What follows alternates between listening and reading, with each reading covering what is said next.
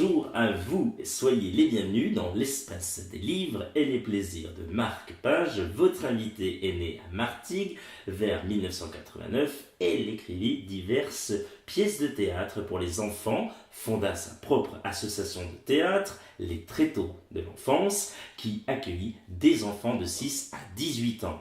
En 1995, elle commence la rédaction de son roman Le lit d'Aliénor. 5 ans plus tard, elle envoie son manuscrit aux éditions XO. La maison d'édition est conquise, tout comme les lecteurs. Le livre est vendu à plus d'1 million d'exemplaires et traduit dans 10 langues, oui, vous m'avez bien entendu. Sa carrière est désormais lancée. En 2003 paraît avec le même succès Le bal des louves. En 2005, Lady Pirate, mais aussi Richard Cœur de Lion en 2013 ou Les Lionnes de Venise en 2017 aux éditions XO. Il s'agit de Mireille Calmel. Elle vous présente son tout dernier roman, La fille des Templiers, toujours aux éditions XO. Mireille Calmel, bonjour à vous et bienvenue dans la chronique de Guillaume Sautet. Bonjour, je suis ravie d'être parmi vous aujourd'hui. Écoutez, nous aussi, toutes celles et ceux qui vous écoutent et qui vous suivent vont être ravis. Nous allons passer, on l'espère, un bon moment avec vous. Quand on regarde votre carrière, parce que oui, c'est votre 20e roman, Mireille. Et oui, déjà, Oui, ça passe vite. non, mais ça passe vite. On peut se dire, voilà, quand on regarde votre carrière, waouh, c'est magnifique. Vous vous attendiez à un tel succès, Mireille? Non, non, non, bien sûr que non. Je crois qu'il n'y a aucun auteur qui s'attend dès le premier roman à avoir autant de lecteurs. Voilà, non, non, j'ai eu beaucoup de chance. Alors, il y a des gens qui me disent c'est du talent. Je dis non, non, il faut avoir beaucoup de chance pour pouvoir conquérir autant de gens et toucher le cœur d'autant de personnes. Il faut surtout, je crois, être arrivé au bon endroit, au bon moment, avec le livre que les gens n'attendent tous pas. Voilà. Et vous voyez, j'ai ma petite fille là qui vient me porter des abricots secs, histoire que je ne me dessèche pas moi sur place.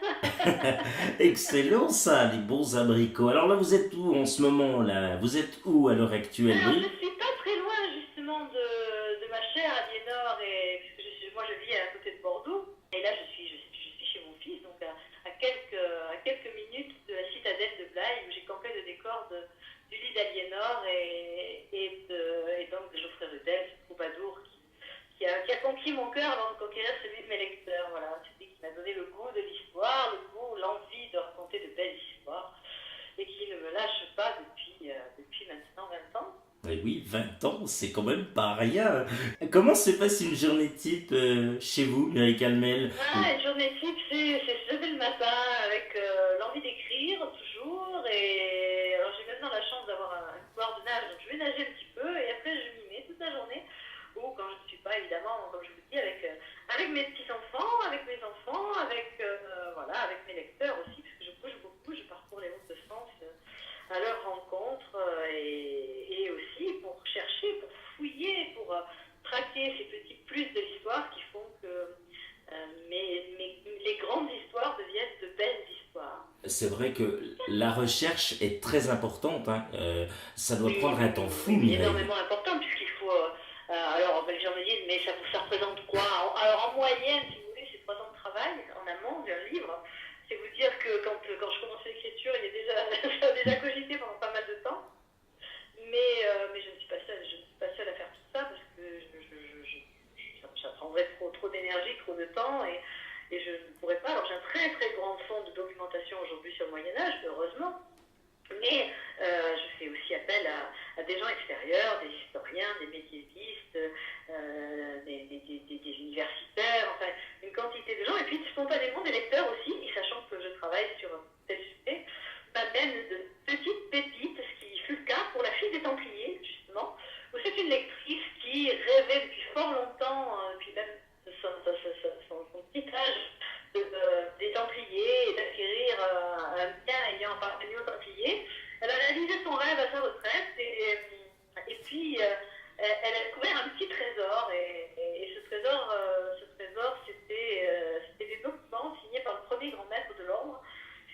Et vous imaginez bien que quand elle m'a écrit pour me dire qu'est-ce que vous en pensez, est-ce que vous pourriez m'aider à le déchiffrer parce que j'y connais rien, j'y comprends rien moi au latin, surtout pour le latin médiéval, avec toutes les annotations et tout, est-ce qu'on peut. Et voilà, donc ça a été pour moi à la fois une merveilleuse découverte et à la fois le début de la belle aventure qui m'a amené fille des Templiers. Quand Mireille Calmel n'écrit pas ou ne lit pas, qu'est-ce qu'elle aime faire? Quelles sont vos passions? Je crois que vous m'avez parlé de natation. Moi, j'aime plein de choses. Nager, évidemment, puisque c'est aussi une raison médicale pour moi, hein, puisque, voilà, vous le savez peut-être, j'ai survécu à pas mal de choses, et il y a des séquelles, malheureusement, même quand on survit. Et donc, il faut réparer tout ça, et la natation m'y aide beaucoup. Je marche aussi beaucoup, j'ai la chance d'habiter au bord de l'océan, alors forcément, ça implique de belles balades sur la plage, été comme hiver. Et puis, il y a surtout la lecture, évidemment, puisque j'ai toujours été, avant d'être un auteur, une très très grande lectrice. Il y a aussi tout ce qui est bricolage. J'adore bricoler. Alors, ne me demandez pas, ça passe par le carrelage, faire du carrelage, faire de la plomberie, enfin voilà. J'ai vécu pendant quelques années avec un maçon extrêmement pointilleux qui m'a appris pas mal de choses. Ça m'a été fort utile, voilà. Donc ça, c'est entre autres, parce que voilà. Je suis un peu gourmande de la vie, alors forcément, voilà, je cuisine, je pâtisse, je m'occupe de mes enfants, de mes petits-enfants. Voilà, je suis à la fois une maman, une grand-mère et surtout une femme comblée qui aime bien mettre la main à la pâte, que ce soit dans le ciment ou dans celle des crêpes. Mais c'est une femme exceptionnelle, cette Mireille Calmel. Attendez, si on a des... Alors là, si celles et ceux qui vous écoutent ont du papier peint à refaire ou poser du parquet, il faut appeler à vous alors. Si vous savez combien j'en ai posé dans ma vie. Mireille Calmel, qu'est-ce que vous aimez lire et que l'on peut y retrouver dans votre bibliothèque? Mais parlez, voilà, vous avez besoin de lire. Oui, mais c'est très éclectique, mes Oui. livres sont très éclectiques. J'aime beaucoup les thrillers pour une raison toute simple, c'est qu'ils me permettent les thrillers ou les polars, hein, le rythme correspond aussi à celui de mon écriture et du coup j'ai besoin d'être tenue en haleine comme ça, parce que sinon forcément je cogite et j'ai réécrit la fin des livres que je lis. C'est terrible. Mais ça passe aussi par les classiques, ça passe par une quantité de choses. J'adore Alexandre Dumas, j'adore Saint-Exupéry, j'adore Anatole France, enfin vous voyez, j'adore toutes les pièces de théâtre.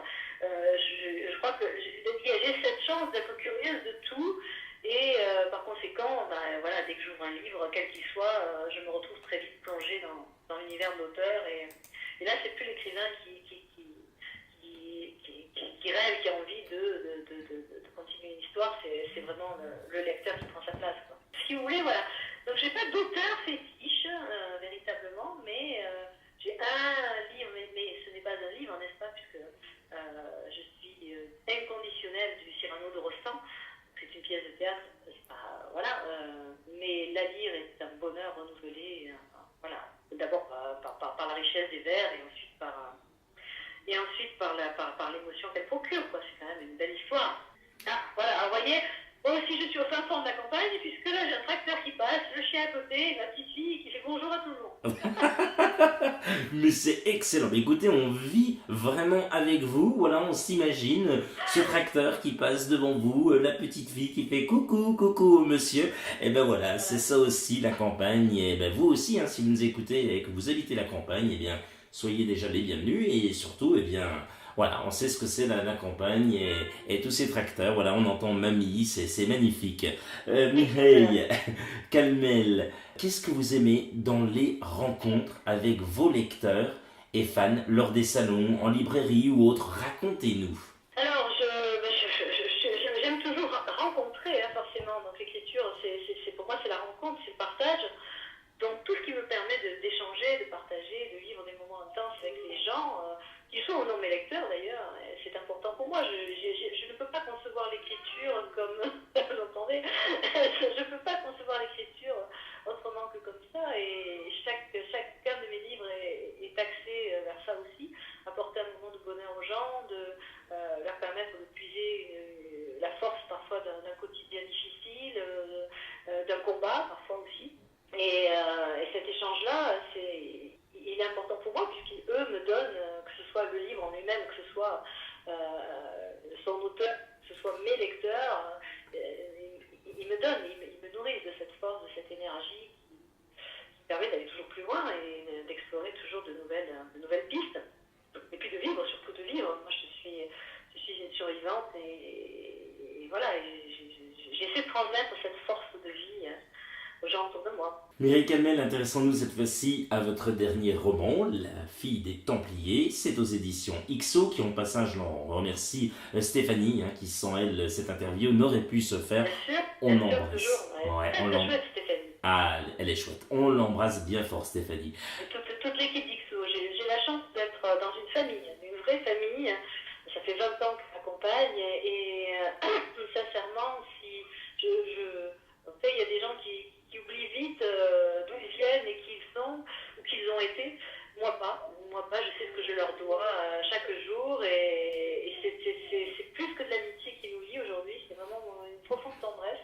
Donc voilà, ils sont très très très importants dans ma vie et pas juste parce que ce sont mes éditeurs ou mes attachés de presse voilà, ils comptent beaucoup pour moi. Écoutez, le message est passé et c'est vrai que pour nous aussi, voilà, on parle de XO, il y a toutes les autres maisons d'édition qui nous envoient les ouvrages de vous, auteurs, et grâce à eux, on arrive à parler des livres, on est passionné, avec grand amour, on parle de ces livres. Mireille Calmel, comment vous est venu, vous en avez un petit peu parlé au début de cette entrevue, mais comment, voilà, pour ceux qui arrivent, là, vous est venue l'idée d'écrire ce roman, effectivement, et racontez-nous. J'avais décidé, comme je vous disais, de ne jamais écrire sur les Templiers parce que je ne voyais pas l'intérêt de raconter quelque chose qui avait déjà été écrit des dizaines et des dizaines de fois et parfois de manière, et même souvent de manière très belle et très, très romanesque. Donc je ne voyais pas ce que je pouvais apporter moi au sujet et ce que le sujet pouvait m'apporter à moi jusqu'à cette découverte.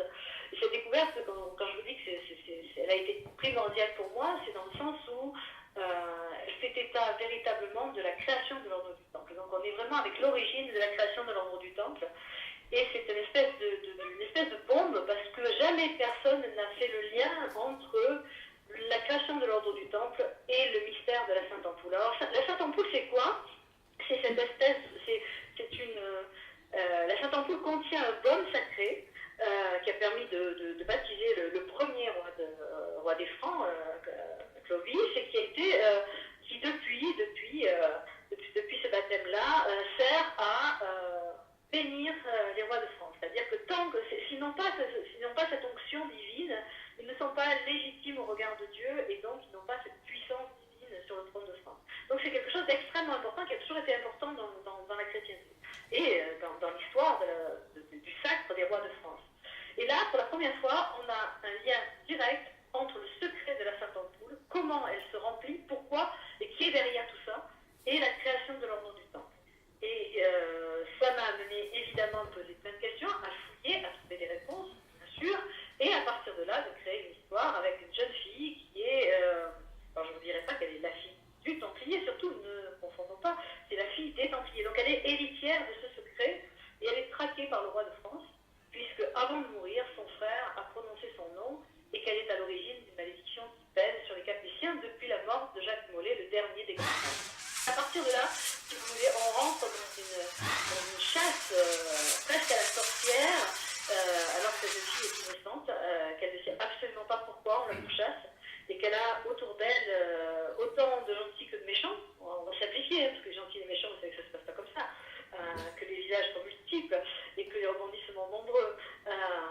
Mais au moins, on a cette espèce de traque à la vérité, et c'est celle qui m'a amenée aussi à aller plus loin et à essayer de comprendre pourquoi ce secret a été autant gardé et aussi bien gardé depuis tant de temps. Donc je vous embarque dans un grand roman d'aventure, plein de rebondissements, avec le rythme d'un thriller, avec des personnages extrêmement forts, deux héroïnes, Jeanne, qui est la maîtresse du roi, qui est une béguine, et donc cette demoiselle Flore du Pin, qui est pourchassée par les soldats du roi et par l'Inquisition. Mais pour le reste, venez découvrir cet excellent roman de Mireille Calmel, bien sûr. C'est vraiment très dense, très fort au niveau émotionnel. Je sais que mes personnages, vous savez ou pas d'ailleurs, je ne sais pas. Si, oh que si. Fort et haut en couleur, oui. Voilà, et on a deux jeunes femmes qui vont vraiment avoir à se battre pour subsister et pour prouver encore une fois que les femmes sont les plus fortes. Mireille Calmel, quels sont vos projets pour la suite? Et on a déjà le tome 2 qui est déjà par les premiers lecteurs, puisque j'ai déjà des retours extrêmement positifs, chaleureux et impatients. Et donc le tome 2 de La fille des Templiers sortira au mois d'octobre. Donc voilà, j'ai décidé que je refusais que Et puis il y a une série, une autre série qui arrivera l'année prochaine, qui sera elle aussi en 2 tomes, et qui j'espère touchera le cœur des lecteurs, mais n'en parlons pas trop vite. Et toujours pareil, il y aura, ce sera la même période ou non, pas du tout, on va complètement changer de décor là. On sera un petit peu plus tôt dans l'histoire. Voilà, c'est tout ce que je peux vous dire. Ben, c'est déjà pas mal. Alors voilà, vous qui nous écoutez, ben, essayez de trouver, voilà, accochez-vous des petits moments de l'histoire, voilà, juste avant un petit peu la période avec l'ouvrage actuel qui est sorti, on le rappelle, il y a quelques jours. Oui, oui. Mireille Calmel, passons tout de suite, si vous le voulez bien, à la Minute Cool. Ah oui, on va passer un bon moment avec vous. Ben, de toute façon, c'est depuis le début, ben, alors là, je pense que ça va être pas mal du tout. Vous êtes prête? Je vous en prie, allez-y. Êtes-vous plutôt Stéphane Bern ou Franck Ferrand? Ah, Stéphane Bern. Plutôt Poutargue de Martigues ou Marguerite d'Angoulême, que l'on peut dire à celles et ceux qui nous écoutent, hein, ce sont 2 spécialités culinaires en Aquitaine. Hein. Allez, je reste sur Martigues. Si vous Ça me seriez... permet de faire un petit clin d'œil aussi. Ben oui, à toutes celles et ceux qui vous suivent depuis Martigues et qu'on salue. Si vous seriez un pays, ce serait La France. plutôt un repas entre amis ou en famille? Les deux, les amis sont ma famille. Quelle est la chose que vous détestez le plus? Allez, la haine et l'hypocrisie. Celle que vous adorez le plus? L'amour. Plutôt chat ou chien? Les deux. Traditionnellement. Mireille Calmel, si vous auriez un rêve, ce serait... Rester en vie le plus longtemps possible. Et devenir une arrière-grand-mère aussi aimante que tout l'amour que je reçois déjà. Oh, Mes enfants et mes petits-enfants. ben c'est un beau message. Et on embrasse bien fort toute votre famille et vos petits-enfants qui sont près de vous, notamment. Voilà, on leur fait coucou à ces petits-enfants qui prennent bien soin de leur mamie. Mireille Calmel, rappelons que vous êtes l'auteur de La Fille des Templiers aux éditions XO. Merci d'avoir accepté notre invitation pour la chronique de Guillaume Sautet. C'était un grand plaisir pour moi aussi et évidemment j'embrasse tous ceux et celles qui nous écoutent et je les invite à venir.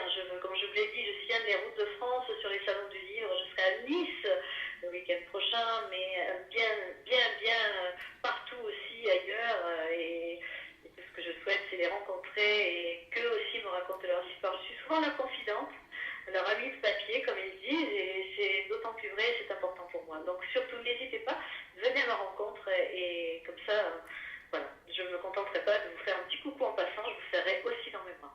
Oh, rendez-vous pour le tome 2 alors. Rendez-vous pour le tome 2 avec un immense plaisir. Toute l'équipe de l'Espace de Livre et des Plaisirs de Marque-Page vous remercie pour votre écoute de plus en plus nombreuse. On se retrouve très prochainement pour de nouvelles aventures littéraires. Prenez soin de vous. Bonne lecture à tous. Salut!